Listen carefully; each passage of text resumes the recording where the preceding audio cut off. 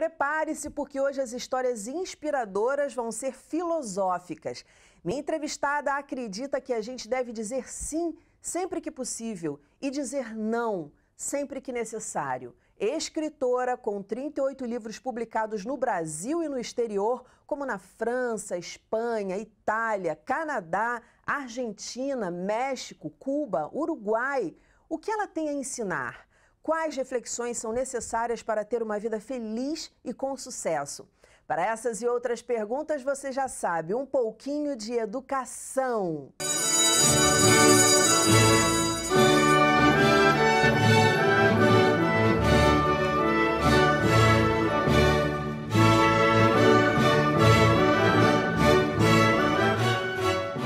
Eu vou conversar com a escritora, filósofa, mestre em educação, titular da Academia Carioca de Letras e da União Brasileira de Escritores, Tânia Zaguri.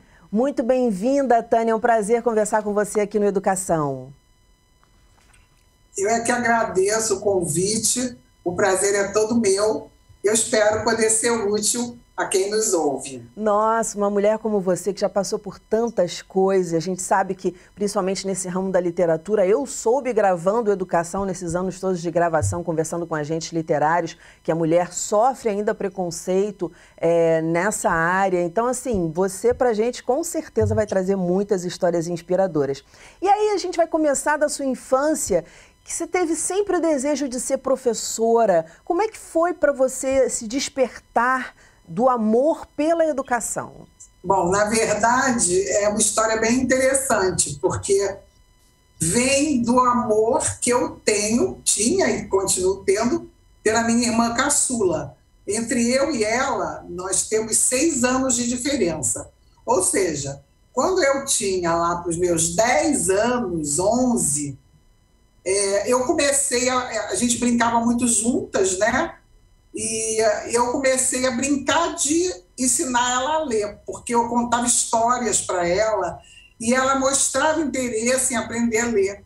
E aí eu, com 11 anos, inventei uma cartilha para poder alfabetizá-la, baseada, evidentemente, um pouquinho nas coisas que eu tinha recebido na escola quando me alfabetizei. E aí, em poucos meses, ela estava lendo tudo. Nossa. E aí eu descobri que o prazer que a gente sente quando você dá quando você propicia, melhor dizendo, essa capacidade, que é uma abertura para o mundo infindável, para uma vida sempre crescente em termos de conhecimento e de sabedoria, eu descobri o prazer que dá você poder propiciar isso a outras pessoas. E aí, aos 11 anos, eu decidi que eu ia ser professora. E assim foi. Eu segui isso e hoje eu já tenho 53 anos de magistério. Uau! Não é de idade, não. Mas que coisa linda você perceber isso e, por meio do amor, conseguir se descobrir, porque realmente é muito lindo a gente dar aula.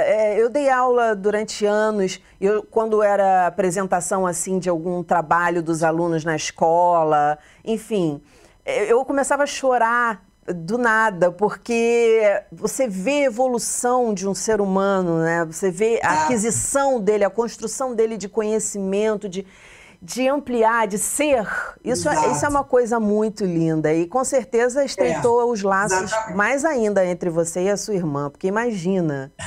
E o que eu fico curiosa... Realmente, isso é uma coisa que você falou, que vem de encontro ao que eu falei antes, sem dúvida, é uma emoção enorme. Eu digo que nós docentes, por mais que a nossa profissão seja uma profissão difícil, não é bem remunerada, tem alguns problemas sérios, mas o contato com o aluno em sala de aula, quando você tem realmente essa vocação e esse prazer de propiciar conhecimento, é inegavelmente uma profissão muito feliz, porque dá muito retorno para a gente. Até hoje, você acredita, né, que eu tenho ex-alunos, depois porque eu fiquei algum tempo alfabetizando, depois eu passei para o ensino superior, onde eu trabalhei 30 anos, e você acredita que eu tenho ex-alunos hoje que são professores também,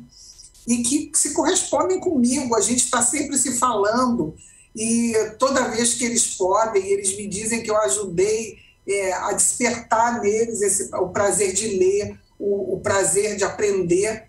Então, isso não tem preço. Eu acho que é uma profissão que realmente nos dá muitas alegrias. Não tem. Eu também tenho até hoje aluno que me encontrou em rede social, aí já tem trigêmeos. Eu falei assim, ai meu Deus do céu, ele já tem trigêmeos, já é um homem.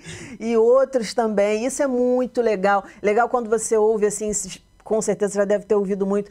Poxa, as palavras que você dizia em sala de aula, porque eu dei muito aula em escola pública, então não era só o conteúdo, na verdade nunca é, né? Paulo Freire, me desculpe, não é o conteúdo ali o importante, é tanta coisa na construção daquele ser humano que está ali, que a gente faz parte e é modelo. Agora, na sua família, sempre houve apoio para... Não estudar não era uma opção. Que eu já pesquisei sobre você. E isso trouxe para você muita coisa boa, mas em algum momento na sua infância trouxe um peso, tipo assim, ai meu Deus, eu tenho que estudar, eu tenho que parar aqui para estudar. Como é que era para você? Tinha pressão ou esse não é uma opção, era algo suave? Não, era extremamente suave. Não era feito assim como você é obrigado a estudar. Não era feito assim como uma pressão nem como uma obrigação. Era uma coisa que ficava claro.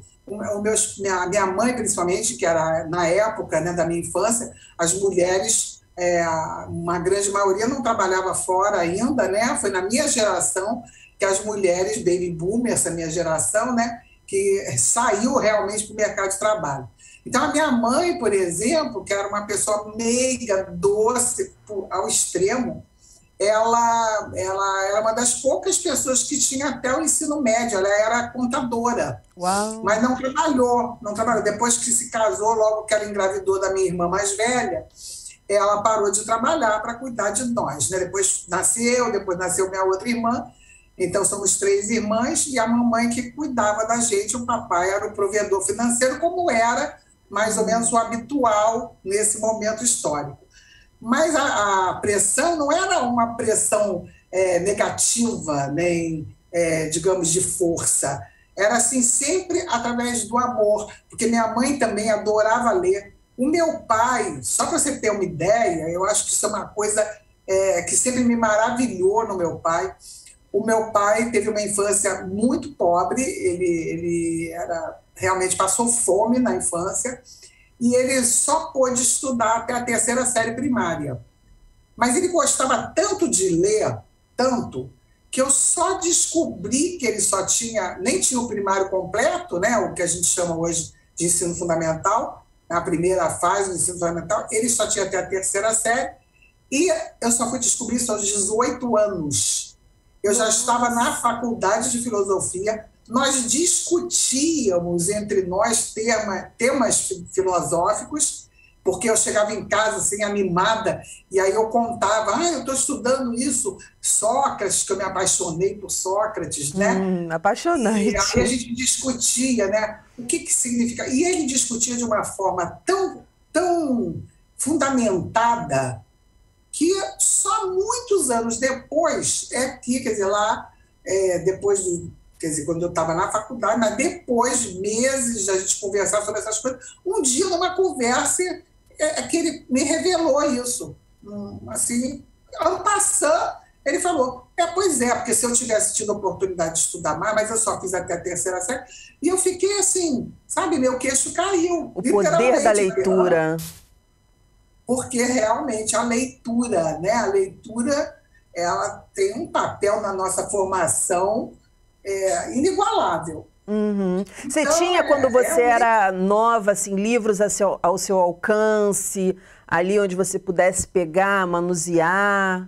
A gente já fala muito disso aqui no programa. Como eu disse, a minha mãe é uma pessoa que até Infelizmente, ela faleceu agora, recentemente. Ela viveu muitos anos e, infelizmente, agora na pandemia eu tive essa grande tristeza, essa perda da minha mãe durante a pandemia. Mas a minha casa sempre teve livros. A gente não tinha muito poder aquisitivo. O poder aquisitivo era de classe média baixa, né? Na minha infância. Mas, por exemplo, aniversário...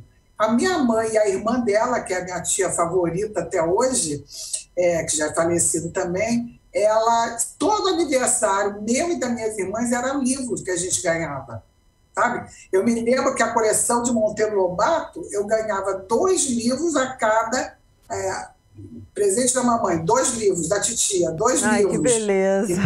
Então, assim a gente foi formando uma biblioteca e eu fui realmente ficando cada vez mais ávida de leitura, porque eu sempre digo que é muito bom a gente não passar necessidades, e alerto muitos pais, que é meu foco de trabalho grande também, eu sempre alerto muitos pais, não tenham pressa de dar tudo para os filhos, muito cedo, muito rápido, de, sabe, submergir a criança de tanto presente, de tanta roupa, de tanta coisa, porque eles não têm tempo para desejar nada. Ótimo. E isso foi uma vivência muito boa que eu tive.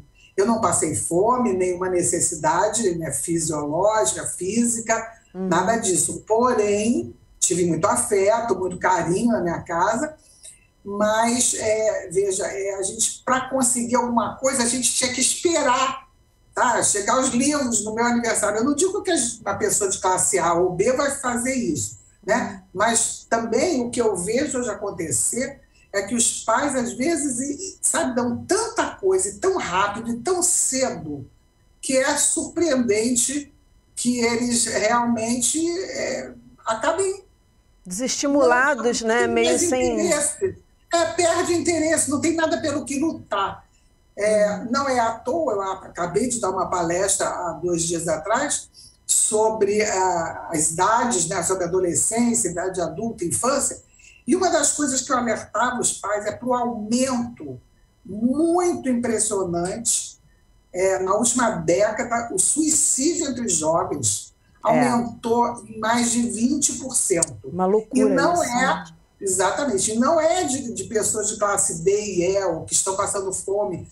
Não, uma grande parte de jovens também de classe A, B e C, que simplesmente perderam o encanto da vida, porque muitas vezes eles receberam tantas benesses, principalmente benesses que eu digo materiais, que eles perdem o interesse, não tem mais vontade de lutar, não tem pelo que lutar. Eu acho que é importante que a gente sempre dê um pouquinho isso para os nossos filhos, um projeto. Isso ajuda muito. A conquista é importante. Exatamente. E os momentos de prazer também, que muitas vezes são substituídos pelo ambiente virtual, pelos tablets, pelos celulares. Então você acaba não sabendo o que é viver realmente, você sabe o que é assistir a vida. Então você assiste a vida ali, né, correndo, mas você mesmo não está vivendo... Aqui, olha, esse livro aqui, que eu quero mostrar para vocês... Novos perigos que rondam nossos filhos. É um livro em que eu trato muito dessas questões também ligadas à web. Essa questão de dar tudo é um perigo, a gente não imagina, né? A gente pensa sempre, acho que a tendência dos pais, das pessoas que amam seus filhos, ou a quem você esteja criando, é que você acha que você, dando as coisas, você está fazendo ele feliz. Nem sempre. Então, é um livro que a gente mostra muito essa questão, sabe, do quanto o excesso pode ser tão prejudicial quanto a falta, a ausência, né? Então, por isso, os novos perigos, vocês estão vendo aqui a ilustração, tem um tablet, tem um computador de mesa, enfim, são essas novas mídias que têm que ser muito bem trabalhadas. É isso que eu quero aprofundar isso com você, que eu achei muito interessante o título do seu livro, eu quero saber mais. Mas antes eu queria te perguntar, qual é a filosofia? Você falou de uma forma muito carinhosa do seu pai, de uma forma muito carinhosa da sua mãe, da sua tia, da sua irmã. Mas qual a filosofia e de quem? você traz até hoje com você? Estou falando filosofia porque você é filósofa, então qual a filosofia de vida que você traz que te ajuda nos momentos de desafio, quando você está ousando lançar um livro novo, enfim, ou quando você tem algum obstáculo? Eu acho que a grande lição de vida que eu tive deles foi o exemplo. Que, aliás, eu sempre repito isso para pais e professores. O exemplo é o melhor método de ensino. Com certeza. Porque se você... Então, na minha casa, o que eu via? Meus pais lendo. Meu pai, que foi parcialmente alfabetizado, ele chegou a um nível de conhecimento e de capacidade que é praticamente inacreditável. Então, esse exemplo era um. O segundo era exatamente que tudo era feito de uma forma prazerosa. Então, assim, você descobrir o prazer da leitura, o prazer de aprender, eu acho que aprendi muito com eles, né? O papai pelo próprio exemplo de vida dele e a mamãe por ser uma mulher que estudou, até se profissionalizou quando não era uma época em que isso ainda era uma realidade da maioria das mulheres, como é hoje, né? Ainda não é a totalidade, mas é a maioria. Aliás, a esse propósito, até assim, eu fico impressionada, porque recentemente eu li um artigo, preparando uma palestra, eu li um artigo que me deixou assim, surpresa, que é o fato de que algumas mulheres, um percentual já significativo de mulheres, está preferindo não trabalhar, ficar em casa só com os filhos. Nossa. Mas, pois eu achei inacreditável. Claro que não são pessoas nem de classe C nem D, é classe A e B. Então, porque tem um poder econômico, porque, digamos assim, não precisa. Mas isso é uma outra coisa que eu aprendi com meus pais. A gente não trabalha só porque precisa. A gente trabalha porque a gente tem alguma coisa para deixar no mundo, né? Algum legado para os nossos filhos, para os nossos netos. E na nossa profissão, dentro do que a gente puder fazer, cada um na sua especificidade profissional, mas do que a gente puder deixar de exemplo, de competência, de esforço, de fazer bem feito. E a outra coisa também, de se relacionar de uma forma amistosa, agradável, educada. Então, eu acho que esses foram basicamente os exemplos, digamos, a filosofia, né, que orientava a minha família, meus pais, né, especificamente, e fora o afeto, né, que era uma coisa super importante. Que faz toda a diferença. Pode, entre aspas. Não vou nem falar pode. Falta tudo, que falte tudo menos... nem que falte, é difícil a gente expressar, porque pode dar a impressão que pode, não pode. Mas o afeto, vou inverter, o afeto não pode faltar, não pode nunca, porque não tem desculpa para faltar assim no sentido de, é algo que se compre, não é algo que se compra, é algo que se doa. Então, na família, na educação, o principal é o afeto. Eu vejo, assim, os entrevistados, muita gente que eu entrevisto, que passou por dificuldades, mas que tinha o afeto de quem estava próximo, da família, de amigos, de alguém que criou e que conseguiu vencer. E você falou de uma coisa assim, também de ter tudo e, de repente, tá se automutilando, tá fazendo coisas ruins para si, é algo realmente que a gente precisa pensar, né? A mesma coisa em relação às mulheres, tudo bem, quer ser dona de casa, isso, a gente não é contra isso, a gente valoriza isso, mas o que a gente está falando sob o ponto de vista histórico, sobre quantidade de pessoas, e eu acho, Tânia, não sei se você concorda comigo como professora, a gente já discutiu muito isso aqui no Educação, quando você falar deixar um legado, mas a gente, quando o cara faz 15 anos, quando ele tem 3 anos de idade, 4, a gente pergunta, o que você quer ser quando crescer? E é complicado essa escolha. Você acha que tem a ver com, de repente, uma pressão muito forte de você ter que ter aquela escolha, porque nem todo mundo tem a sua sorte, né, de descobrir assim, dessa forma tão bonita.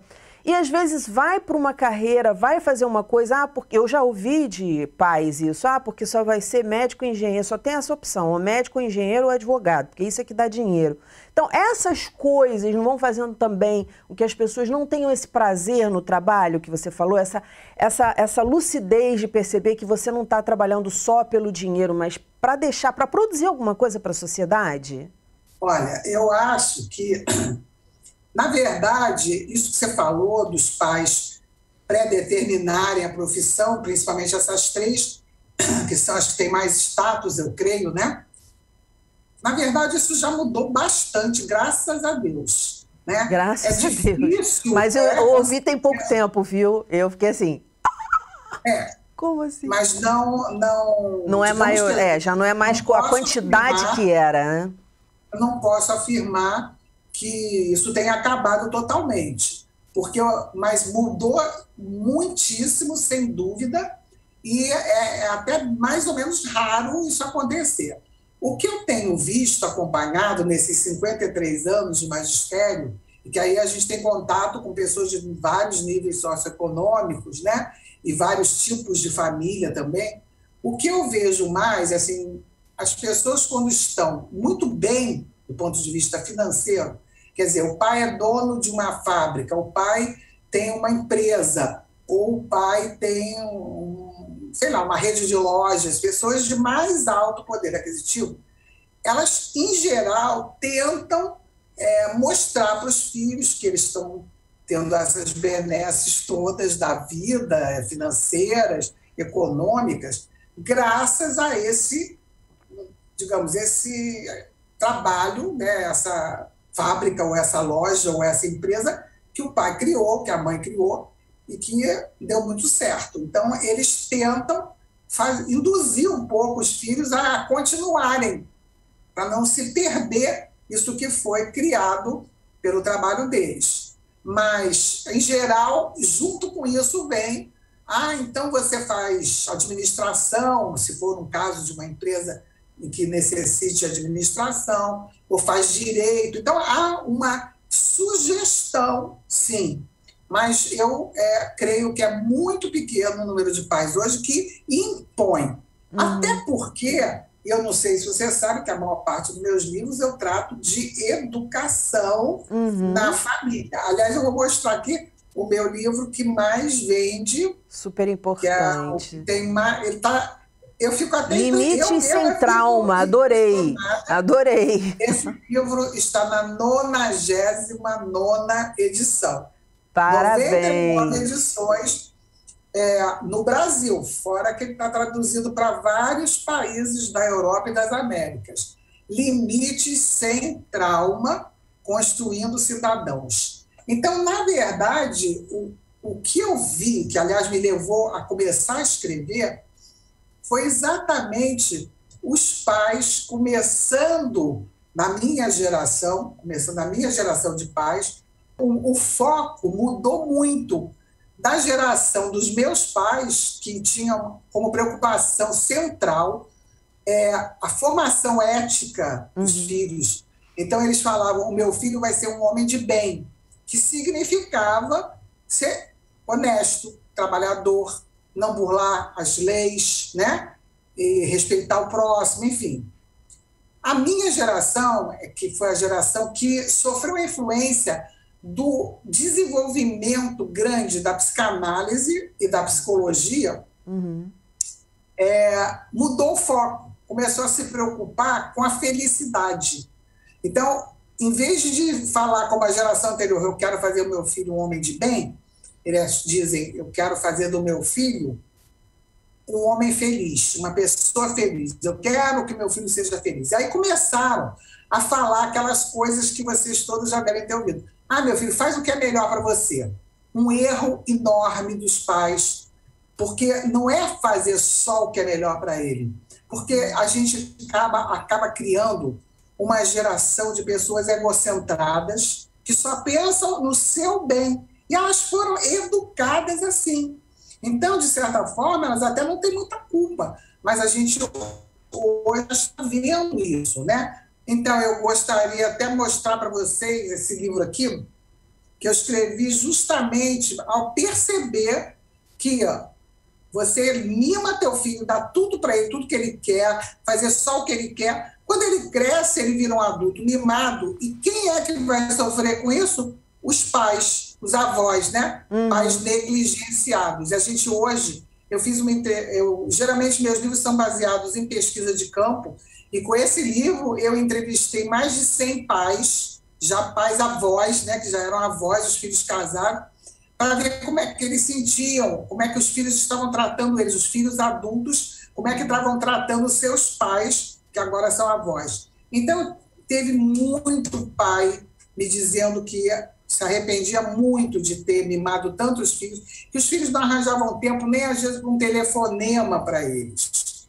Então, eu acho que isso é muito importante a gente ter em mente, que a gente dá demais, a gente submeter nossos filhos a um consumismo exagerado, porque a gente pode. Então você começa a dar roupa, dar isso, cada festa uma roupa nova, se é uma mocinha. Não façam isso, deixem um espaço para o desejo. O desejo é fundamental, ele é uma força motriz para a vida, para combater suicídio, depressão, falta de vontade de viver. A gente hoje tem uma geração que hoje já é 25% dos jovens estão entre aqueles que a gente chama de geração neném.